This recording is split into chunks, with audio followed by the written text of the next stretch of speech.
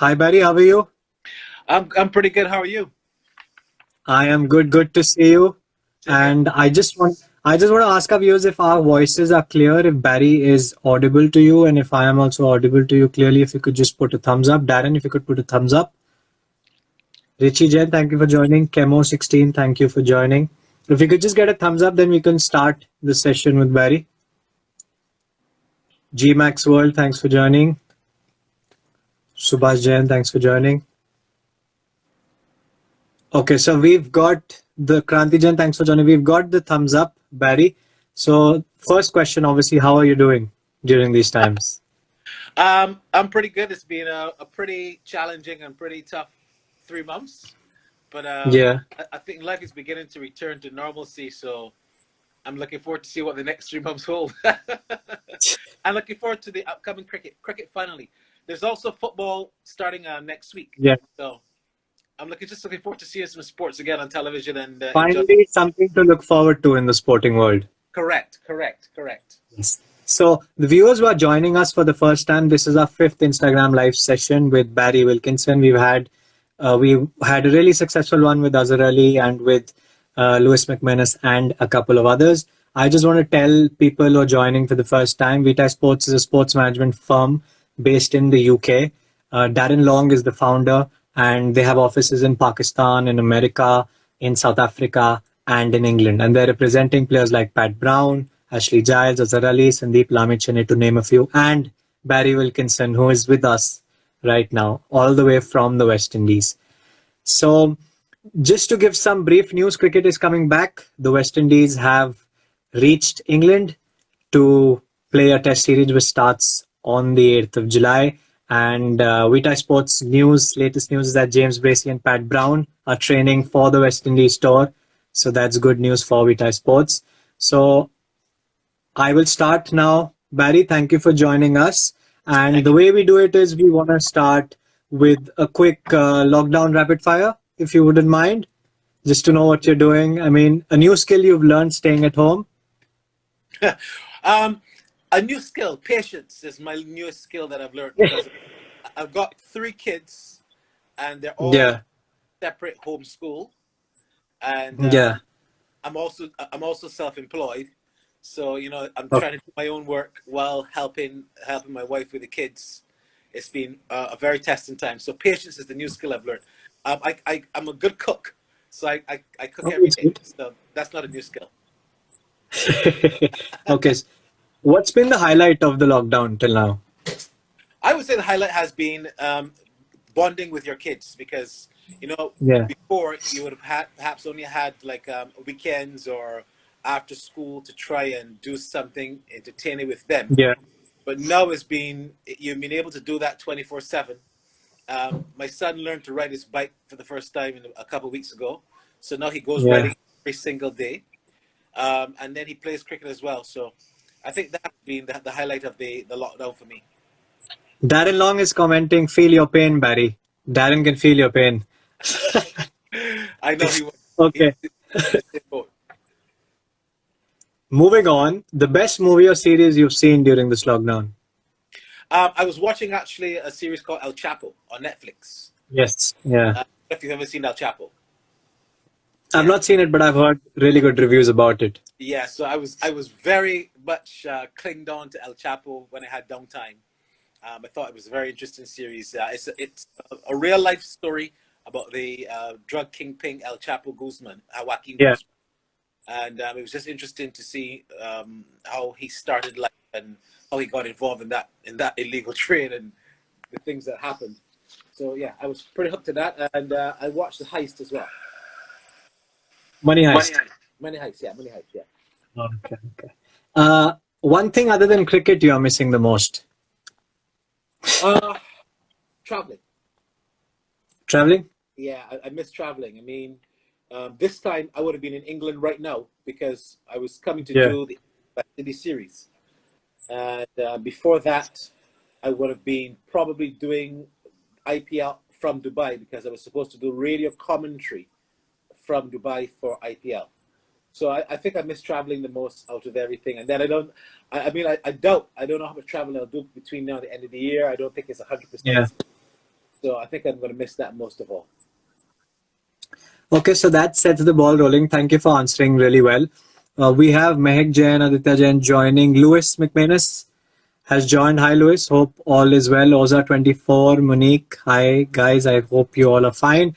And I want to take you back to your earlier days, Barry. And how did you eventually become a commentator? If you could just share with us a little bit. That's really easy. I just wasn't good enough to get into the final 11. Okay. It was either scoring, or umpiring, or doing cricket commentary, and I found umpiring really boring. I mean, I remember I used to umpire during school matches, and I used to fall asleep in the middle of overs, and then scoring, my concentration just wasn't good enough to score. So my father is a very well known sportscaster in Barbados. I mean, he's retired a long time now. He's 79.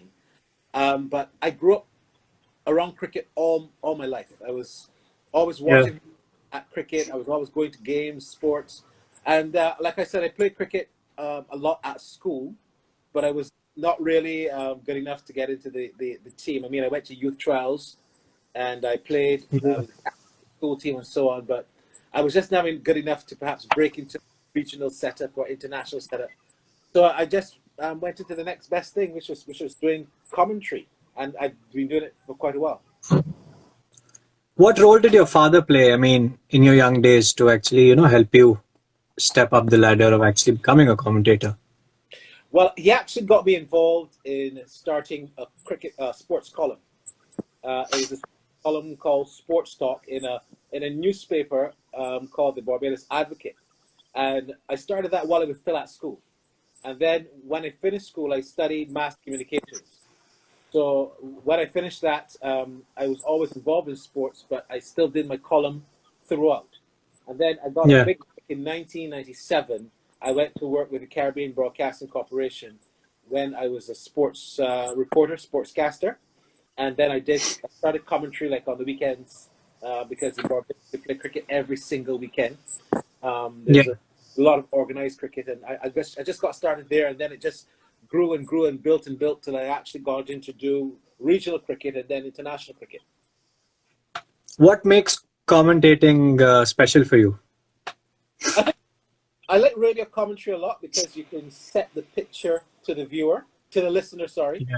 Whereas with TV commentary, which I also love, but with TV commentary, you're kind of like complementing what people are already seeing. With radio, you get to be more vivid, you get to be a bit more expressive, and you get to also give the news first to that listener. Because with TV now, you watch TV commentary, everything is there. You can just mute and follow. There's a score there, there's who was batting. The listener is depending on you to give you all that information. So you actually have more power as a radio commentator, and I kind of like that. Okay. And I had this question because it's my personal question, which I really wanted to ask you. What kind of research do you do before commentating a specific match? Like, for example, you're commentating for the CPL final. Is there how do you choose what players you have to study? What kind of research goes into before you actually start commenting for a match? For something like a CPL final will be pretty easy because you would have been following the entire tournament.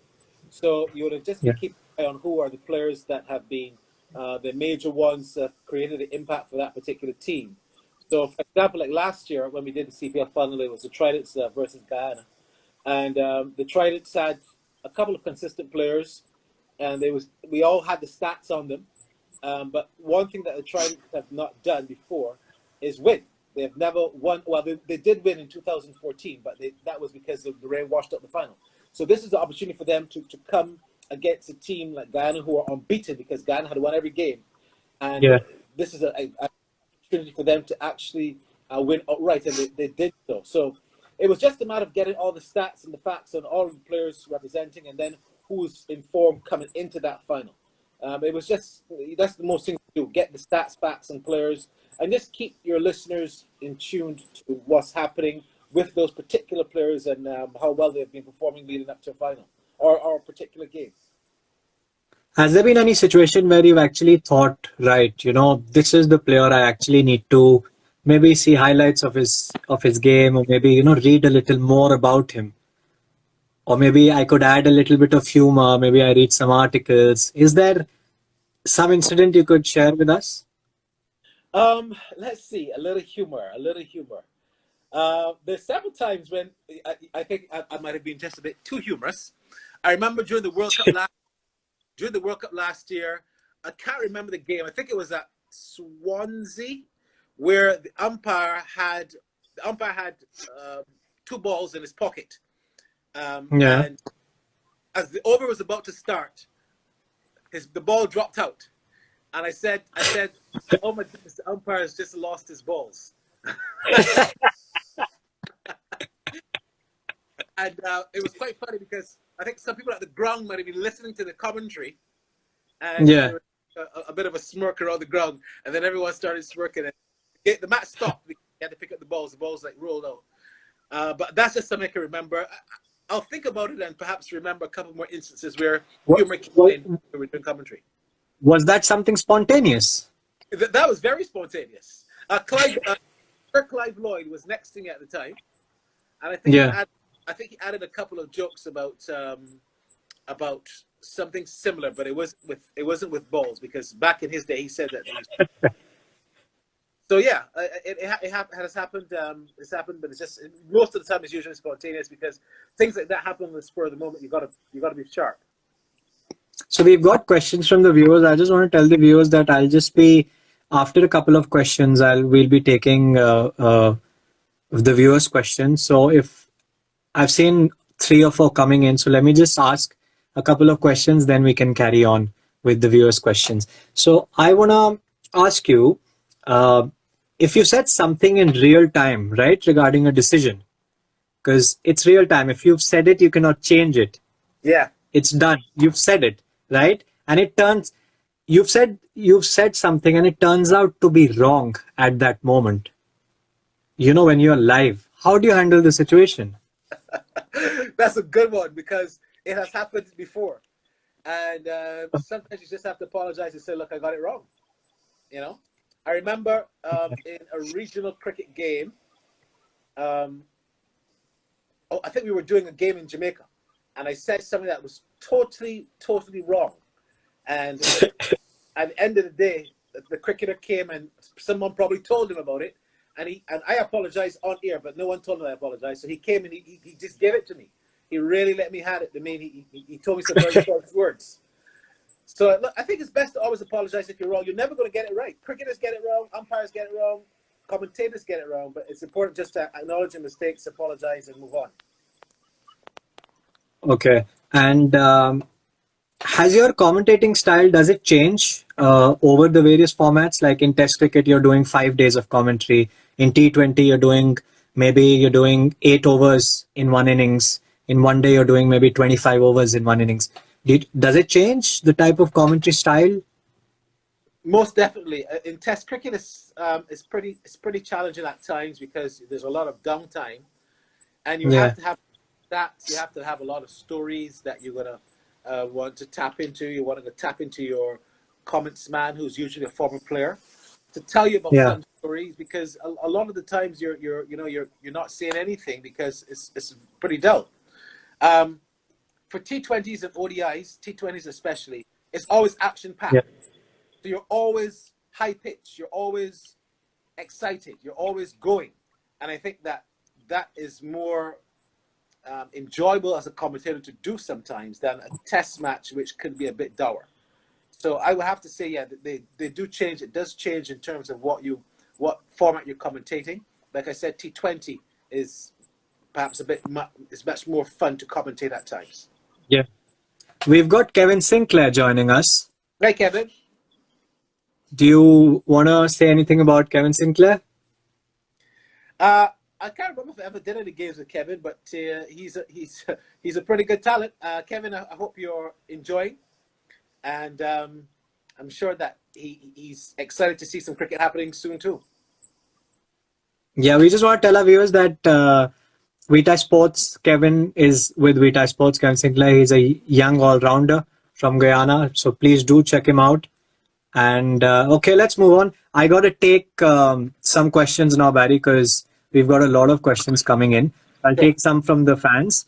We've got a question from, one second, from Mehak Jain from India. How is West Indies coping with the pandemic? How is the situation there? I'm in Barbados. I'm in Bridgetown, Barbados. And our minister and the government has handled the situation pretty well. To be honest, I mean, I'm speaking from the heart here. I didn't think it would have been so great a pandemic when it first started. In fact, I was at the PSL in February, and I left before the whole pandemic broke internationally. So this is going to turn out to be all of this. Honestly, I just thought it was going to be one of those things that blows over. So when I got back to Barbados, I got back in the nick of time. Then the island shut down in March because there were some cases that were beginning to form in Barbados. But I think that the entire West Indies population and the governments were able to get safe houses and get isolation centers put up very quickly to ensure that if there's a massive breakout and spread, that it was contained. And I will have to give credit to Barbados, to Trinidad and Tobago, to Jamaica, the three bigger of the West Indian countries, and Guyana from a perspective of population as well, that they were able to go to a containment stage very early. That spread as bad as it did in, let's say, the UK or in the US. So I think okay. Thanks for that. We've got a question from Aditya Jain, who used to be a cricketer himself. Ask Barry who is his all-time favorite cricket commentator. I'm gonna have to say Tony Cozier, because I thought that Tony Cozier did television and radio expertly. His knowledge was sound. His humor was brilliant, and I think that was not only a cricket commentator that understood the game, but he was one that was not biased. You know, a lot of people here now, if they're from England, if they're from South Africa, if they're from India, while they're commentating, they still want their particular country to win or do well. When Cozier thought he was fair, and that spoke quite well for his maturity and also his professionalism. So I would say Tony Cozier, the late great Tony Cozier. He died right after the West Indies won the World Cup in 2016, the T20 World Cup. I would have to say he was my favorite commentator. We've got one more from Pastanjan. Hi Barry, amongst so many greats, who is your favorite West Indies bowler? For me, Sir Curly Ambrose. Curly Ambrose was, for me, as I was growing up watching cricket, he always seemed like he was going to get a wicket from every ball. There was just something very intimidating about Ambrose bowling to batsmen, especially since he played England a lot. You know, England was his favorite team to play against. There was just something very intimidating about watching Ambrose bowl. He was a favorite for me. I like Marshall as well, but I think I was a bit more era of when I was growing up, watching Ambrose a bit more than I might have watched Marshall live. So for me, Curly Ambrose was my favorite fast bowler. Just over 400 test wickets. He was certainly a gem. We'll take a couple of more for now, and we've got one more from Rajiv Jain. Have you ever been a commentator when Lara has been batting? And how was it to commentate if he is playing an amazing innings? Did you commentate like a fan if you had the opportunity? I did not commentate when Brian Lara was playing. 2010 was my first year doing international history, and that was the local World Cup here, the T20 World Cup in the Caribbean. Lara would have finished in 2007. So unfortunately, I didn't get to commentate when Lara was playing, and it would have been difficult to run out of adjectives. He was so great. So no, unfortunately, I didn't get to commentate when Lara was playing. No. Okay, I want to come back to I want to tell our viewers about your PSL experience. How was that as an experience to commentate? And just if you could talk through your experience and any players to look out for which you saw and you're like, you know, guy, this is some player actually when you saw him live. Well, I saw Shahid Afridi before he actually out. And I remember telling my very good friend, Dr. Kashif Ansari, he's a Pakistani doctor who's lived in the US for the last like 2 decades or so. I actually went to PSL with him. I remember telling him, this youngster, he was only 15, I think he was. I said, there's no way that if he continues to play cricket that he's going to be an all-time great. And Dr. Ansari said, yeah, but he needs the right direction because there are a lot of him in Pakistan. And they don't get the right guidance and then they just fall through the cracks. So before he actually started playing for Pakistan, I recognized that he was going to be good. For this year's tournament, I didn't see any new talent that sparked. I just saw the usual Pakistani players that looked really good. I can't say that I put my eyes on any foreign players. Any foreign players which not new foreign players. Most of the players that I saw were ones that were already coming to the fore. Okay. Chadwick, for example, is someone who plays that well in these leagues, but then when he plays for the West Indies, he doesn't do well. But he has always been a favorite player of mine, and I thought he was going quite well until the tournament got abandoned. I only did the leg in Karachi. I was only in Karachi, so I was only able to do games at the Karachi National Stadium live. The others I would have done on television.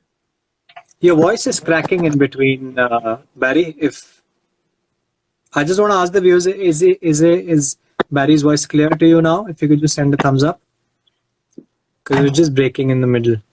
Okay. If you could just get a thumbs up, then we could continue. Just waiting for people to give a thumbs up.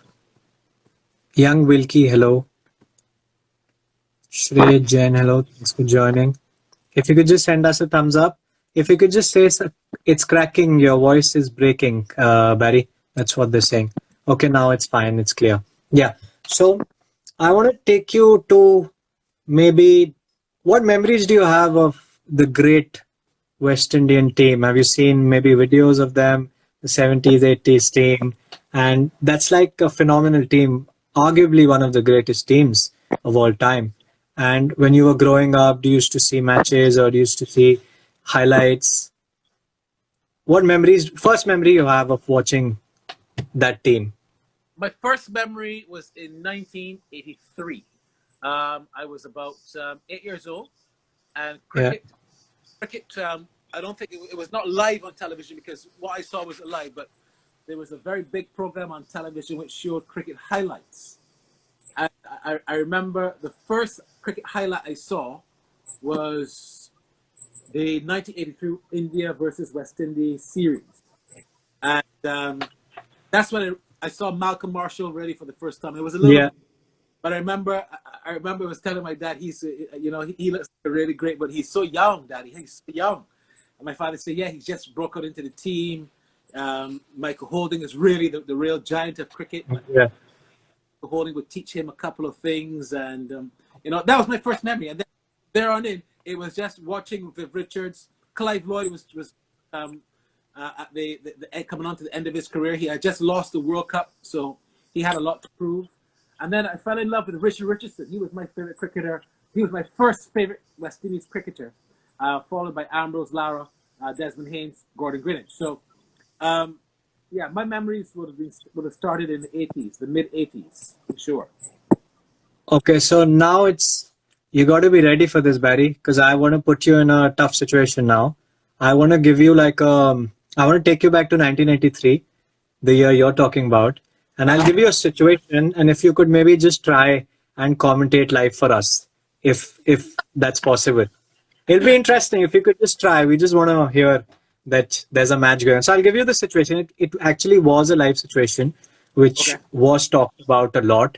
And let me just read it to you. Malcolm Marshall bowling to Sunil Gavaskar around the wicket in 1983, Georgetown.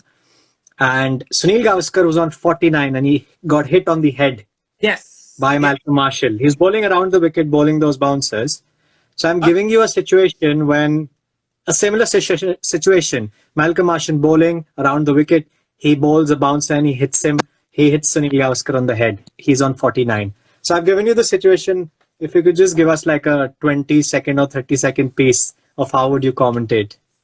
Right. I think I remember that. Yeah, he was 49, but he went on to make 140. 47. Yeah, he scored 100 after that. Okay, so, all right. So it's a beautiful day here in Georgetown, Guyana. We've got a massive crowd, about 25,000, half of whom have not paid, but that's not important. It's beautiful. The West Indies have been doing well, but they're finding it very difficult to dislodge this man, Sunil Gavaskar. So we've got three slips in the gully: Richards, Haynes, and Richards, Haynes, and Greenwich, the first, second, and third slip. Here comes Marshall now from around the wicket, and he runs in down, bowls to Gavaskar, who gets a short ball, pulls, and it's struck.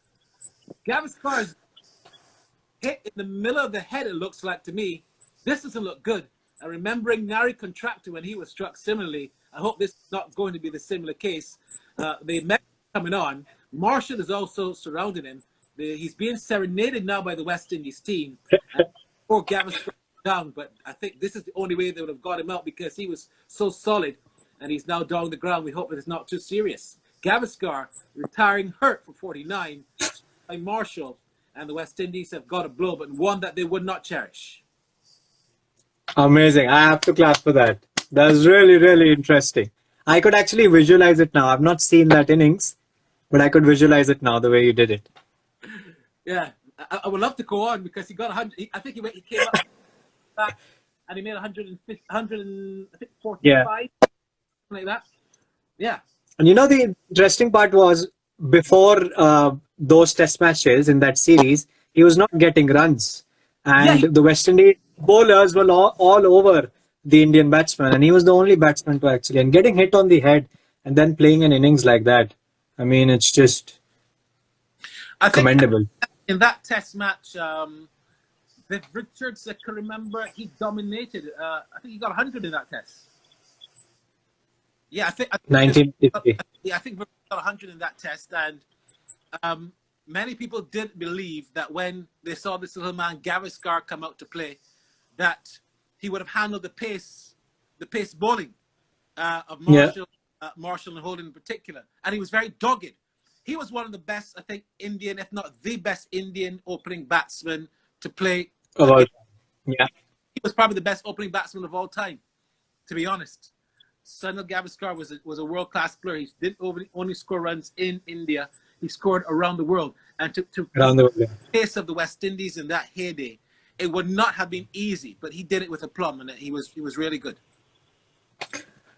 Thank you for this. This was really good. I want to just put a question out to the viewers. If there's any live situation you want, we'll take one from the viewers. Or if you want to give to Barry. So he's commentated all over the world, so you can maybe give any if Barry can do it. Till the time, let me just before we go on, I just wanted to say that in 2016, I was doing the final. I was doing the final between Indies and England, the T20 final. Carlos Brathwaite, remember the name. I think it's that Ian Bishop. Ian was doing television. I was doing radio, and I was doing radio, and the producer actually sent me downstairs at the beginning of the last over to do the interviews because he allowed the commentator to do the match because he thought England would have won. And after the first six, I was making my way downstairs, and when I missed two of the sixes. When I got downstairs, Carlos had hit two of the four, and I was like, "No way, this happened on my way downstairs." And if anyone knows Gardens, the elevator wasn't working. I was literally running downstairs to get down there before the match was finished, and I missed doing. So you were in Calcutta. You were in the stadium at that time. You were in the stadium at that time in Calcutta. Yeah, I was there. I was doing commentary. So I actually did the first interviews with Carlos Brathwaite, with Darren Sammy, Chris Gale, all of the guys. I was at the right place at the right time. Eden Gardens was actually cheering for the West Indies. Yeah, they would have been because the West Indies had beat India in the finals. So I think, and to be quite honest, Indians love West Indians because they are one of the first success stories of IPL cricket. Chris Gale, Ryan, Andre Russell, Bravo. Bravo.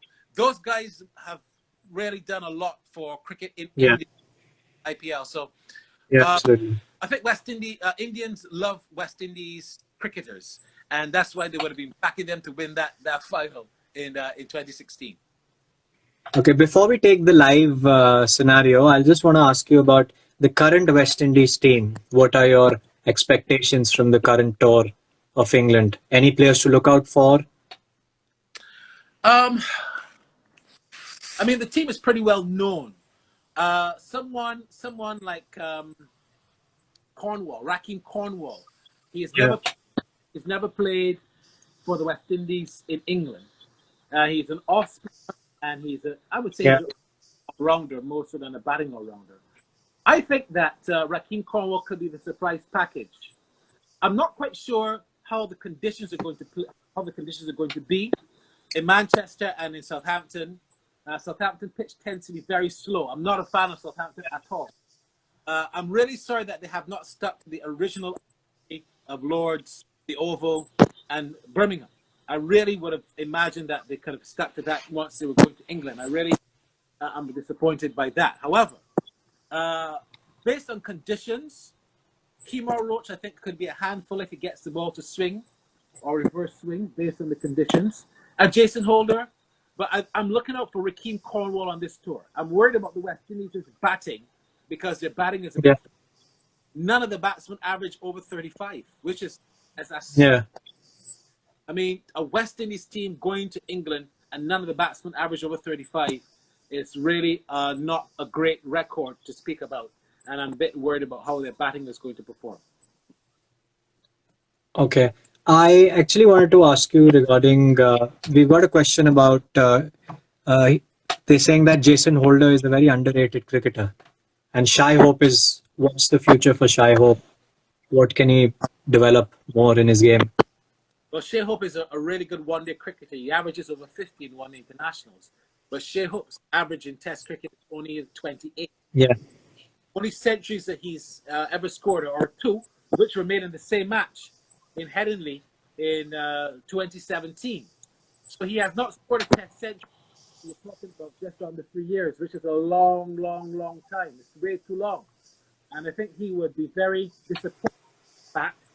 He's done really well one-day cricket. Yes, he's played much more ODIs than he has Tests, but he has to set the record straight about his Test cricket game, and this is a perfect opportunity for him. But other than that, he has still a lot to prove as a cricketer generally. He has not world class at Test. We've got a live situation for you. So we've got from India, from Rajiv. He says, Vivian Richards always had a swagger. And I remember the commentators always speaking in such an animated manner. So if you could maybe take a situation like that, Vivian Richards coming out to bat at Lords against England in a test match, and the bowlers are they're scared. Bowlers used to be scared of Vivian Richards. So he's just walking with his swagger. How would you commentate if you could do that? All right, well, you say, okay. So Greenwich just gone, caught by the keeper off of Botham. And here comes Viv Richards to a loud cheer. You would think that he was playing in St. John's and not at St. John's Woods. But Rick walked out and he's chewing that gum like if he's owned it. A lot of people are actually excited to see this innings from Viv Richards because he's been the kingpin of the West Indies, not only here in England, but around the world. So it's going to be Botham looking for a second consecutive wicket now. Runs in with 4 slips in a gully, a backward point, there's a mid-off, and there's a mid-on which is slightly in. Here he comes in now, Botham, and bowls to Richards, and Richards is pulling, and pulling well. That's gone for 6, a 6th the saver for Viv Richards. He calms the crowd and sends them into hush. But even the England spectators are forced to applaud because Richards is indeed one of the loved cricketers of the sun and the soil. That was amazing. That was really, really good. Love the commentary. We're getting really good comments from people. Thumbs up. Darren is saying he loves the commentary. Yes, so moving on. Thank you for doing that. Rajiv is saying from India, no one like Vivian Richards. Aditya Jain is saying excellent commentary. And there's Shashi Jain from London saying it's as if I'm watching a live match. Yeah, I mean, that's what, with radio commentary, you get to be a bit more creative with radio commentary. Yeah. You know, I did commentary for the first time in 2009 with Jonathan Agnew when the West Indies came here. And yeah, I said, Jonathan, how come you have never been a big man on television? You know, I said, you know, you've been such a great cricket commentator, but you've always just been a radio commentator. You've never been a TV commentator. And he said he's had many opportunities, but he's always decided that radio for him was the opportunity to paint the picture rather than to see the picture. Yeah. And he said to me, anytime you're commentating, Barry, remember that people can't see what you are telling them, so you are their eyes. And Martin Nicholas actually said the same thing during the series. Remember to always remember that you are the eyes of those listeners. Your voice is breaking, Barry. Sorry, your voice was breaking. Yeah, continue. Yeah, no, I was just saying that Martin Nicholas also said to keep remembering, tell the listeners what you're seeing. Keep telling us what you're seeing, even if it's someone getting to go in the back. Tell us what you're seeing. Keep telling us what you're seeing, so that picture is always painted. Yeah. I want to come to a quick Vitae Sports cricketing questions. That's what we take in the end. Your favorite cricket ground in the world? That's a hard one. That's a really hard one. But let me see. I think, without being biased, Kensington Oval to me is a really great cricket ground here in Barbados. It's intimate. It has everything. It has a nice party stand, a very intimate square stand, which is called the Kensington stand. It used to be called, the Kensington stand. It's not called the Greenwich and Haynes stand. But internationally, I love the SCG. I love Sydney Cricket Ground. I also fell in love with a ground in New Zealand called Nelson. It's actually in Nelson. That's a really nice ground. Yeah. West Indies played against Ireland there in the Cricket World Cup in 2015. Where else? Napier's pretty nice. Yeah, those were my top three: New Zealand, Nelson in New Zealand, Kensington Oval in Barbados, and the SCG. Oh, I can't forget Dharamshala.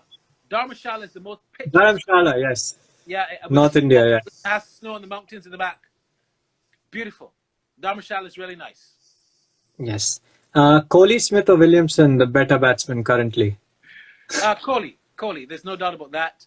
Smith probably has been more consistent in Test cricket. He's been a massive Test cricket bully. But I think you have to rate cricket now over all three formats. And when you look at all three formats, Virat Kohli is the best out of the three of them. So I would say Kohli, Smith, Williamson, in that order. Your favorite commentating partner? I like working with Sunil Gavaskar, actually. He's really fun to work with. Croft is also nice to work with because he comes in. He comes in without being cued. You don't have to cue Crofty. He's gonna chime in. But I really like working with Sunil Gavaskar. I worked with Robert Key last year for the first time, and I thought he was very good as well. Yeah, he's a good one. Yeah. Who is the funniest cricket commentator?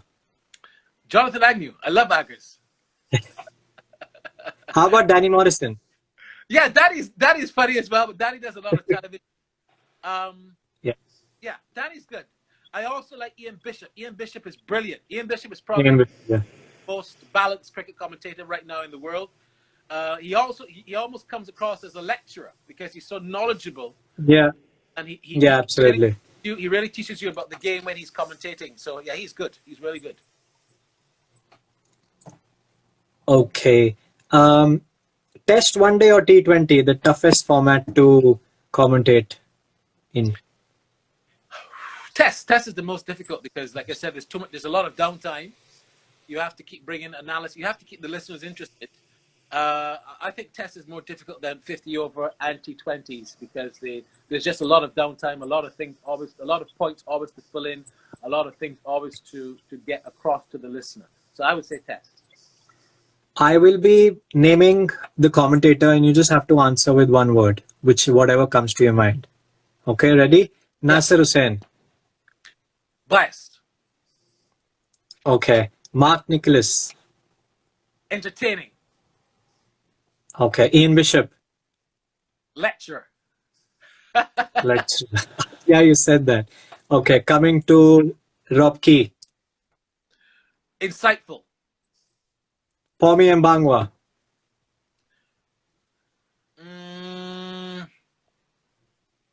Whatever comes to your mind, anything. Exciting. Exciting. Danny Morrison. Overly excited. Overly Risky. Sunil Gavaskar. Informative. Deep. Okay, thanks for that. And coming to the current West Indian team, who do you think is the most improved bowler which you've seen over the years? Has improved a lot. The most improved West Indies bowler. I would say Kemar Roach, because there was a time in the last 3 years where his career was just dwindling. Yeah. It was almost like if he was not going to make it again. And he came back with a vengeance of a corner warrior. And he has been now listed in the top 10 West Indies bowlers. He's now 7 wickets away from 200. So I think he has improved a lot. He's worked so hard on his fitness, and he's really come around a lot. I would also have to say Sheldon Cottrell, because Sheldon Cottrell was given a break about 9 years ago by Clive Lloyd. Clive Lloyd saw him and said, look, I think he has something in him. But when he started, he was very wild. He was all over the place. He's turned in now to be a fantastic ODI bowler, especially, and also a very good fielder. He's taken some outstanding catches. You remember that catch he took last year against Australia? You know, so he's really good catches, and he's a good fielder. So I think those two are the most improved for me. The most memorable match you've commentated? The most memorable match, probably the 2016 World Cup final. World Cup final, okay. A very memorable match. There have been others. Let me think. In that same year, 2016, the West Indies played against India in the semi-finals. That was a memorable game as well. Yeah. Because it was at Wankhede, I think. Yeah, T20 at Wankhede Stadium was full. Mumbai. And everyone obviously wanted India to win. The crowd was 80% India, but Andre Russell was just so breathtaking and Lendl. He was. I'll tell you why that game was memorable. For me, it was memorable because Lendl Simmons was like living like a cat. He had like 4 lives. He was caught off of a no ball. No ball. Then he was, I think he was caught with it showed that the foot was over the line. He had like 3 lives in that game. So that was a very memorable game. It was almost like the West Indies were meant to win. But there have been others. I'll think about it as I go along.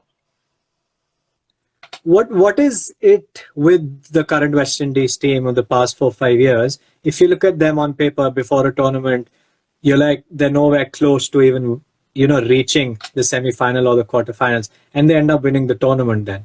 What is it? Is it their character? Is it maybe in the culture that they always have to fight no matter what? Well, the current West Indies culture, they thrive off of confidence. I think this West Indies team is the most confident team that I've seen in a while in terms of how they think about each other, how they think about themselves. And the reason why the T20 team perhaps is likely most to garner the most success is because of the depth of experience in T20 cricket that all of those players have. When you've got a West Indies T20 team at full throttle, they'll be very hard to beat. Pollard is one of the most seasoned T20 cricketers in the world. I'm not even going to call Gale's name because I don't think he's among those ranks. Oh, but you have Lendl Simmons, Evan Lewis opening the batting. Then you have players like Shai Hope there, Pollard, Bravo. You have so many bowlers. You have Kemar Roach. You have Cottrell. Russell. It's the T20 team. It's Andre Russell. Yes, it bats also deep, really deep batting lineup. Yeah, and you also got Sunil O'Brien, who when fit. So you could also open with him. You can even open with him. He's a handy man. He can open the batting and open the bowling. That has not happened in a very long time, that you have a cricketer in that form of the game that can do both, and he can, and he's done it successfully. He's perhaps not been as successful consistently for the West Indies opening the batting, but he has done it for KKR, and he has done it for them. But he hasn't been as consistent for the West Indies, and probably that's because they have more options and where opening is concerned, and he has not been needed as such. Thanks for that, Barry. I just want to ask the viewers, if you have any questions for Barry, we can take them now. And till the time we're getting questions, Barry, I want to ask, related to commentary, if you had to give advice to young aspiring commentators, what would it be? If you had to give advice to 18, 19, 20-year-old actually starting to get into radio commentary or TV commentary, what advice would you give them? The TV commentary, I would tell them to probably forget TV commentary, because TV commentary is going very much in the way of, if you have not played the game, Yeah. the highest level, you hardly get onto the television commentary. Radio. But you have sorry to cut you have people like Harsha Bogle who's not played cricket. Yeah, and He's yeah, Mark Nichols. So yeah, but there are a few. The thing about Harsha Bogle is that he was part of the past era, so he actually came in with those former cricketers when that whole slant was beginning to change. So he was quite fortunate to still be in the brew. But he's good. He's really, really good. But for those who are aspiring and coming up, it's difficult. So if you are now starting out, I would say try and stick to ball radio commentary. That's a skill. That's a talent. You definitely be able to master that. And I think you're shot at going into. Your voice is breaking, Barry. Sorry, your voice is breaking now. It was clear before. Yeah, no, I'm not. Can you hear me better now? Yes, I can hear you better. Just saying that your best shot, if you're a youngster wanting to get into commentary, is to be a ball-by-ball cricket commentator. You have a much better chance of making it into that than you are. Yes. I want to ask, what role does an agent play for a commentator as such? We know what role an agent or an agency plays for a player. What role does it play for a commentator? How important is an agent for a commentator in these current times? Very, very important, because the agent ensures that the commentator is paid, which is really critical, and also getting him a spot on the commentary team. For the World Cup, for example, this year, well, if it happens, I don't know if it's going to happen or not. If the World Cup happens in Australia, you're talking about getting on a commentary team that's going to have very few vacancies, if any. But, if you have an agent, he's able to get in there and say, look, my client has been with the last 4 World Cups, and he's commentated the last 4 World Cups, and therefore, you really should pick him. Here's a look at his curriculum vitae, also lots of examples of his work. So I think the agent has a very critical job, just as he does trying to get someone breaking into a cricket side for the first time. I have last question from me is, if you're doing commentary in a T20 match from, for example, over 4 to 8, and then you're doing from 12 to 16, what overs 8 to 12?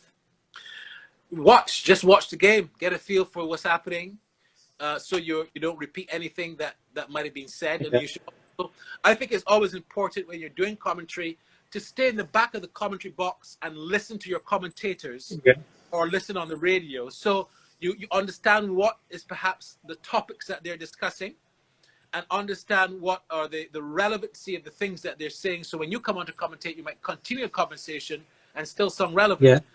Also, you're au fait with what you might have missed on the field. So when you come back on, you wouldn't say, well, I didn't know that so-and-so bowled 2 no balls already. At least you would have seen that he's having a no ball problem. So keep concentrating and keep listening to what's happening while you're off air. We'll just take a few fan questions, viewers' questions, if we could quickly.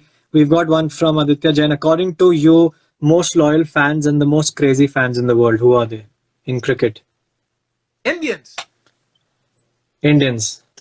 Yeah, there's no one. They're first, second, and third. I think, well, Indians, and then England.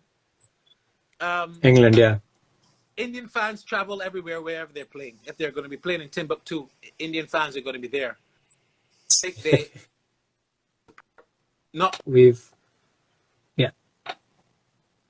Sorry, we lost you in between. Sorry, guys. Thanks for your patience. We lost him in between. Barry, can you hear me? Both generations. No, his voice is cracking. Yeah. Yes, we lost you in between. Yeah. Yes, please continue. Yeah. So I was just saying that Indian fans appreciate all of cricket, the current generation and the past generation. So I would say definitely Indian fans.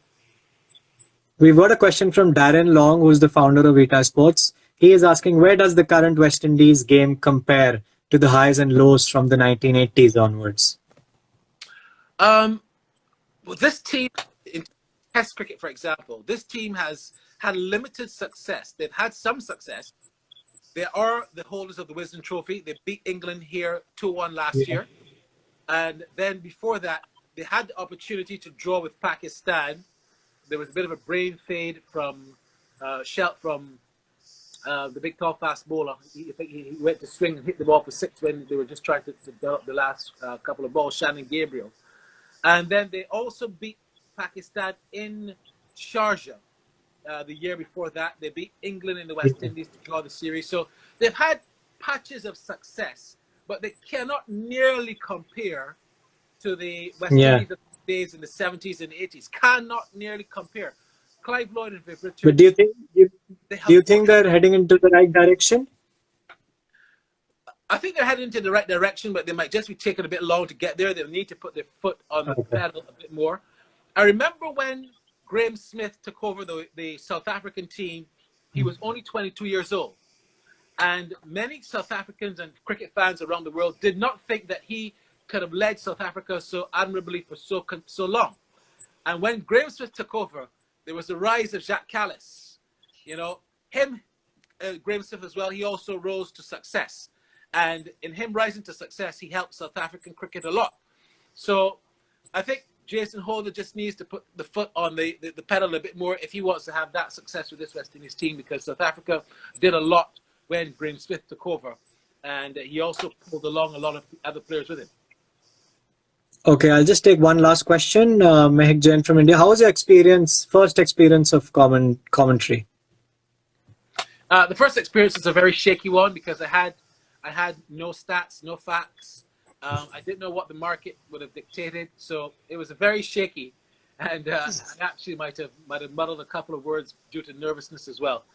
But after that, you just settle in and you just know what you're doing. So after the first time you settle down, it's much easier to start in radio than it is in television as well.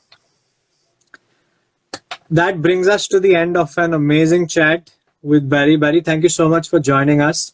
We hope to see you. We hope to hear you actually on radio and television soon. And wishing your family the best. Stay positive, stay healthy. And before finishing, I just want to thank our viewers. Thank you for joining in for this lovely session. And I just wanted to tell them that our new website is out, Vitae Sports. So please do check it out, www.vitaesports.co.uk. And another great news came that the Pakistan team has been announced for the England tour. And 10 of Vitae Sports players are there in the 29-man squad, which is a good achievement for the company. So I want to thank you, Barry. Thank you so much, and hope to see and hear you soon. Thanks for joining us. Thank you so much. Thanks for having me. Thanks. Stay safe. So this was the 5th session. Great session. Thank you for joining. Young Wilkie, thank you for the comments. Rashi Jain, Meg Jain, thank you. Please do check our website and please do like, share and subscribe to our YouTube channel called Vitae Sports, where there are numerous interviews which you can see with players. Young people who are watching, they can learn a lot. And we will see you next Friday. Thank you guys. Stay safe and positive.